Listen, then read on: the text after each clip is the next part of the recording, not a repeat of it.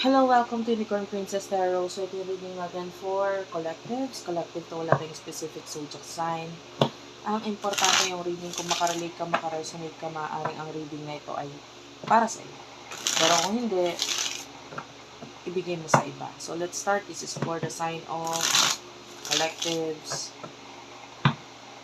If you want to book a personal reading, ang meron lang ako ngayon ay so far yung ano pa lang,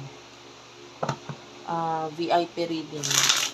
So, hindi pa open yung aking regular reading. I-announce ko na lang pag open na siya ulit. So, Madam P, yan yung aming Facebook page yan ka pwedeng makapag-connect or mag-inquire. May admin ako na mag-assist sa'yo. And, Unipri, UNIPRI para sa ibang products na available sa amin dyan mo makikita. TikTok shop. The Devil and the Emperor. Ayan, both major arcana at saka and also the Chariot is also a major arcana.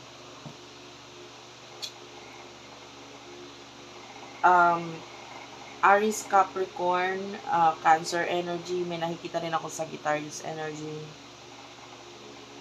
Anyway, you could be a person na nasa mataas na katungkulan or medyo be a boss, an owner of, a CEO, manager, etc.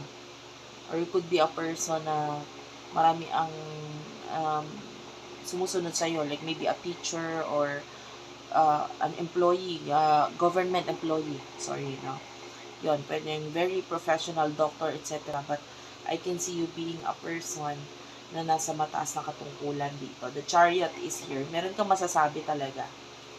And you are in charge pagdating sa mga bagay-bagay. So, that's your main energy. Sa person na nakakonect mo, sino to?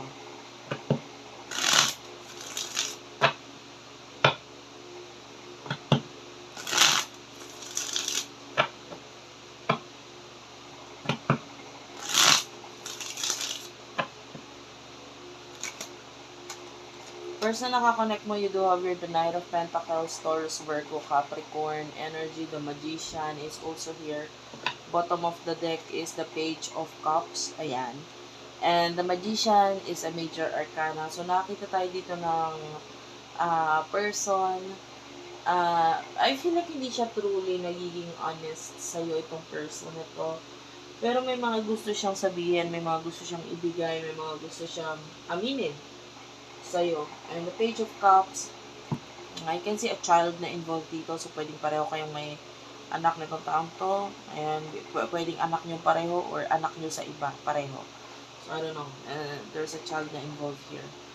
But, for what I can see here, meron siyang gustong aminin or sabihin nito.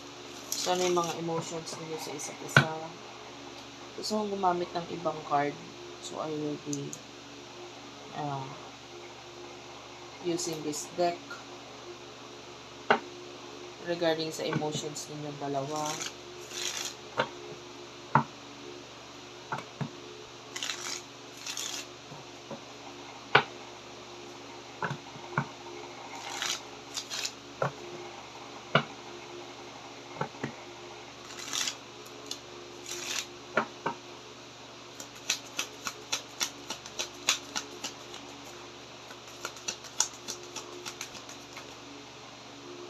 You do have your heart with a key. Karmic relationship and clock is also here.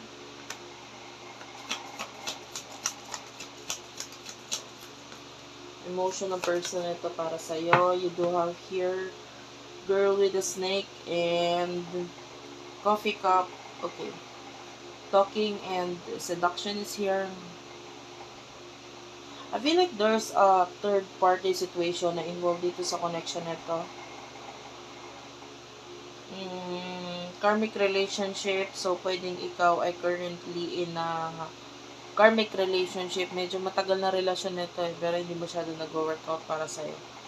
And you want to open your heart dito sa totoong person na nararamdaman mo para sa'yo. But, it takes time. At saka at the same time, medyo mahirap gawin yan sa ngayon. Pwedeng you are dealing, I don't know if may friends ba na involved dito? Like, maybe both of you are friends or may ibang tao pang involved dito sa connection na to. Na nakikita natin, parehong meron eh. Sa side ng person na ito, there's boundaries talaga sa inyong dalawa. Parang may tamang word ba yung linkis, parang may nakalinkis sa kanya, parang may nakaano sa kanya, may nakabantay, nakaantabay. Kumbaga parang hindi ka basta-basta pwedeng makipag-connect or communicate dito sa person na to kasi may nagbabantay sa kanya. And pag siya rin naman, pag nakipag-usap siya sa'yo, siya rin yung pwedeng makapagsalta siya ng masakit doon sa taong nagiging dahilan kung ba't hindi siya makakonect sa'yo. So, I don't know if that's karelasyon or a friend kasi I can definitely see friends here.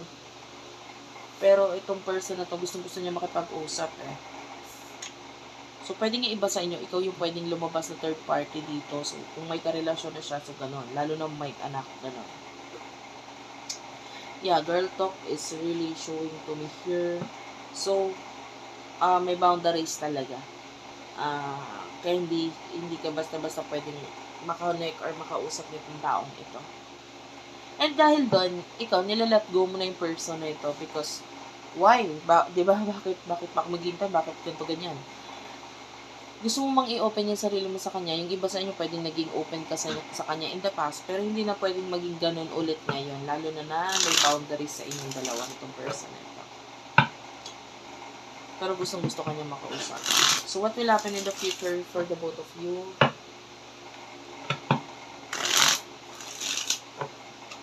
In the near future for the both of you.